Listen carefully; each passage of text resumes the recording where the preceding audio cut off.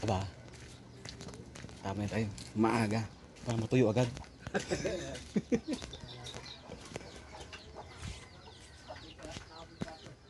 Mm. Ay, Christy!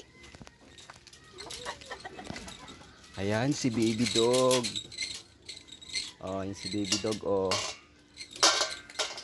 Uy, yung ibon ko, ando ba pala, oh. Kamusta ka, te? Kamusta ka na? Okay lang. So, yun guys, ito yung kubo ni Ate Christy. Ate Christy, magbi-video tayo, okay lang? Kailan? Ngayon na. Anong ginagawa mo, te? Ayan si Ate Christy, oh. Naglilibang. Oh, naglilibang si Ate Christy. Ayun. Ayun ang pusa niya, oh. Mga kasama sa bahay. Si Whitey, oh. Whitey. Kiat kayo si Whitey, oy. Ayan. So, ayan guys, yung bahay ni Ate Christy, kubo. Ito yung ilog dito. Dito ako nagpipintura. Ayan, ito yung balete, malaking mangga. Ilog ng bumabaha. Siyempre, stuck na yung ano kasi natin eh. Yung imbornal. Yung ginawa nating imbornal nakaraan medyo barado na siya. Ayan, so yun ito guys yung ginawa nating kubo together with boy. Ayan. So itong lupa dito is a government property. So yung bahay dyan sa likuran itong kubo kita Tatay Pedreño na daan natin kanina. Nakiusap lang tayo doon nung bago siya lumipat na kung pwedeng magtayo ng kubo kasi para may matirahan si Ate Christy. Ayan, so mga konting pera na ipon niya na bumili siya ng yero, mga inutang pa niya noon. So ano te, kamusta naman te dito? Anong balita? Ano? Hindi ka ba inaway te? Hindi naman. Hindi ka ba nila inaway? Oo. So ayun, hindi na daw siya hinaharas dito. So na, yung may utang sa'yo nakabayad na. Hindi pa nakahulog. Hindi pa nakahulog te. Ayan. So pakita ko sa inyo guys, si Ate Christy ay merong goiter na makita mo yung goiter mo te. Uy, di ba kakakulit? Uy, nagalit si kasi nasa bintana daw ako eh. Ano yung goiter mo? May ayun yung namamaga namamaga. Ayan, so guys, kung meron sa inyo na gustong tumulong kay Ate Christy, siguro hindi na ako maglalagay ng GCash account, PM nyo na lang ako. Tapos tayo na lang mag-usap sa Messenger, i-send nyo na lang sa akin kasi mahirap ngayon, maraming hacker. Baka pag naglagay ako ng number hindi na nag-aalangan din ako. So ayun, para malaman ni Ate Christy. Ayan, para kasi gusto mo ba umuwi ng probinsya te? Oo.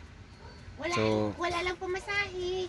Ayan, si Ate Christy guys ay isang balo natin Wala rin siyang anak. Wala rin siyang kamag-anak dito. Meron man yung mga bilas niya. Yung tira kasi ang asawa ni Ate Christy matagal ng patay. So, yun, nag-iisa na lang siya dito. So, itong itong kubo na tinitirhan niya ay pinakiusapan lang namin dito kay Tatay Pedring na pansamantala lang. Ayun. So awa ng Diyos naman, hindi naman natulo. Kala yung baha, pumasok din dito yung tubig. So ayun guys, ito lang yung kasama niya, mga aso, pusa. Isa lang pala yung aso, mga pusa, madami. Dami din Oo, may ampon, si Baby Dog. Si Baby Dog, andyan pa sa likuran ko si Baby. Ayan. Kasi may kawawa naman pag ibigay mo sa iba na manginginom, makakatay. Ayan. So pinapakain ko rin yan minsan. Pag may tirang pagkain, minsan pinapakain din natin Christy. Kaya lang maarte pag sobrang dami ng pagkain. Ayaw. Ayan. So, ayun guys, kailangan kasi natin na tong ipaano si Ate Christy. Hindi pa yan napa-check up te? Napa-check up na. Pa-check up pa lang daw, patingnan ko si IT. Nakaipon ka na ng pera. Konti. Konti. Konti may konti. So, Ayan, yung pera na ano te, yung sabi ko nga sa'yo, ano lang, ipunin mo yun. Wag mo lang yung i-ano, wag mo lang gagastos ga, wag mo na ipautang ha. Pag may pera ka, tahimik ka na lang, wag mo nang ipagsabi na may pera ka.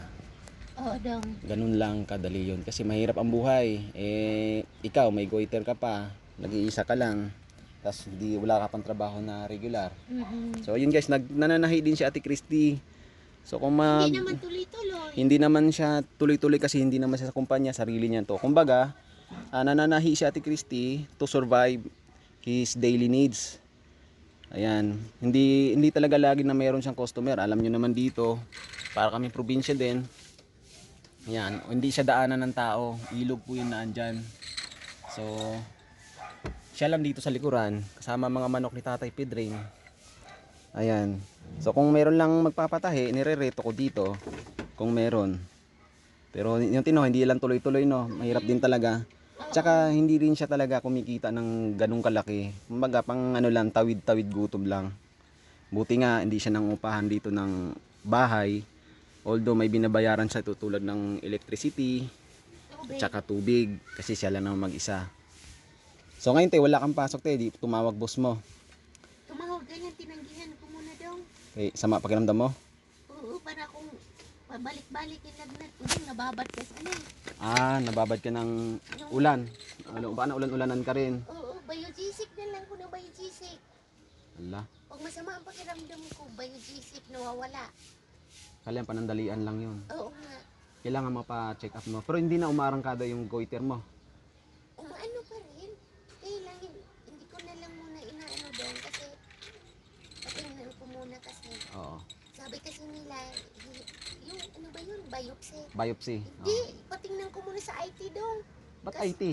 Computer yun ah. Ay, IT, ano ba yun? Yung anong pangalan nun? Yung ano sa Twitter?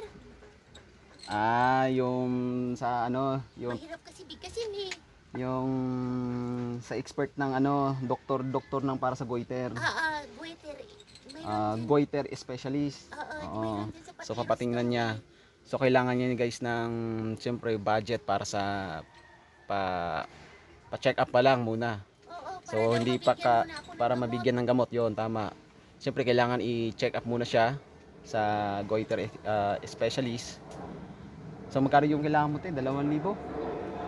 Pero yung 2,000 guys kulang yun kung tutuusin. Kaso ako kasi hindi ako natuloy dun sa kontrata ko kaya sabi ko sa inyo noon ako na sana ang sasagot sa pa-check up kaso busy pa yung ginagawan ko dahil wala pa yung truck na gagawin ko.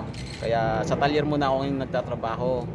Yung talyer ko naman kasi guys is daily lang po ang sahod ko doon, mababa lang. Hindi talaga siya umabot ng 800, di siya umaabot eh. So pang tawid gutom lang din namin ng pamilya yon kasi nangangupahan din ako. So andito ako ngayon sa kubo sa likuran. Ayan, humihingi ako sa inyo ng konting tulong. Kung sino sa inyo ang gustong tumulong dito kay Ate Christy, direct nyo na akong PM para mahingi nyo po yung GCash number ko. Kasi wala kang GCash number te, no? Oo. Hindi ka ba nag-try na mag-apply ng GCash number mo? Hindi pa. Hindi pa? Oo. Sige. So ayun guys, baka turuan ko sa Ate Christy maggawa ng GCash number. Pero at the same time, kung mayroon mang mabuting loob sa inyo na gustong tumulong sa kanya, kahit na piso, pwede po yun. Pag naipon yun, malaking bagay po yun. Okay, so yun lang po muna. Pasok na muna tayo. Pasok muna ako sa trabaho. Sige te. Baka may gusto kang ibatiin sa pamilya mo kasi makikita tayo ng buong mundo. Pamilya mo saan? Sa Leyte ba? Oo. Taga Leyte kasi ito siya, mga prank. Taga Leyte si Ate Christy. Saan sa Leyte? Sa, southern, sa Matalom. Matalom, Southern, Samar, Leyte.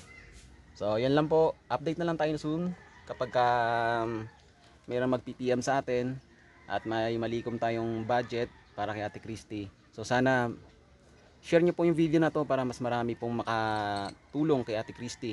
Hindi po sa akin kay Ate Christy. Ayan. So ayun tayo, maraming salamat Salamat. Oo, Salamat, Jim. update tayo sunod, update tayo. Ayun. Oh, ano yung mga manok mo te oh. Oo. Sige te. So, Yung ibon. Patay, may ibang isang ibon na patay oh, yung ibong bato-bato.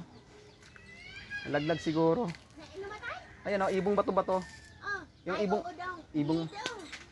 Itong pusa. Ah, Kasi hindi naman kinakain. nilalaro. Nilalaro na. Mm. Madami kasi yung pagkakapon. Oo, nangangain yan dyan. Sige te. So, ayun, papakita ko sa inyo guys yung ilog. Tapos dito ako minsan pag may tanggap ako ng painting. Yan, pag may gawa ako dito, binibigyan ko rin yung tinitirikan ni Ate Christy ng kubo ng pera. Para, syempre, kahit hindi nangihingi yung matanda, binibigyan natin yung pinakiusapan natin na makitayo tayo ng kubo dito sa kanya. Ayan. Yan, yung umaapaw to. Sa ngayon, mababa siya. Nung nakaraan yung video ko, halos mapuno na to dito, halos na aapaw na siya dito. Pag sobrang lakas na yung ulan at tuloy-tuloy, kahit mahina, basta tuloy-tuloy na ulan, umaapaw ho yan. Ayan. So ito rin yung ginawa ko, pakita ko sa inyo ng zoo, malapitan. Ayan. Sira na, may mga basura pa, may foam. Siguro hindi ko pa yan maharap ngayon kasi busy pa ako, tsaka wala rin tayong budget kasi kung hindi ako papasok, wala rin kami kakainin. So ayun lang po, maraming salamat.